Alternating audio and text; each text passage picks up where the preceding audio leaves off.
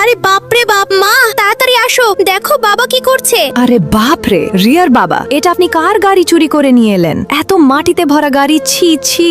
দেখো তো চারদিক থেকে শুধু মাটি বের হচ্ছে, তোমার জন্য পুরো বাড়ি নোংরা হয়ে যাচ্ছে। তাড়াতাড়ি এই কবাটা বাইরে ফেলে আসো, না হলে আজ আমি তোমাকে বাড়িতে ঢুকতে দেব না। আরে বাপরে, এই পাগলি আবার শুরু হয়ে গেল। শোনো তো, এটা কোনো কবার না, এই গাড়িটা আমাকে বিরাট কোহলি স্যার দিয়েছেন। তিনি বলেছেন যে কাল তার স্ত্রী আনুষ্কার জন্মদিন, আর এটা তার প্রিয় গাড়ি, কিন্তু অনেক বছর ধরে এক কোণে পড়ে থাকার কারণে এতে অনেক মাটি জমে গেছে। বিরাট স্যার বলেছেন যদি আমি এই আনুষ্কা ম্যাডামের গাড়িটা মাত্র 6 ঘন্টায় পরিষ্কার করে দিই, তাহলে তিনি আমাকে পুরো 4 লাখ টাকা দেবেন। কি সত্যি? তাহলে তো আমরা খুব ধনী হয়ে যাব। কিন্তু রিয়ার বাবা, এটাও তো দেখো এই গাড়িটা কত বেশি নোংরা। তুমি এটা মাত্র 6 ঘন্টার মধ্যে কিভাবে পরিষ্কার করবে? এটা তো খুব কঠিন। অযথা এত কষ্ট করো না। আজকাল মানুষ পরিশ্রম না, শুধু নাচই দেখতে চায়। আরে রিয়ার মা, তুমি হয়তো জানো না, এমন গাড়ি তো আমি মাত্র 2 ঘন্টায় পরিষ্কার করে দিই। দেখো, প্রায় গাড়িটা পরিষ্কার হয়ে গেছে, আর একটু পরেই একদম নতুনের মতো চকচক করবে। আর তুমি চিন্তা করো না, ভালো মানুষরা ভিডিওতে লাইকও করবে, চ্যানেল সাবস্ক্রাইবও করবে, আর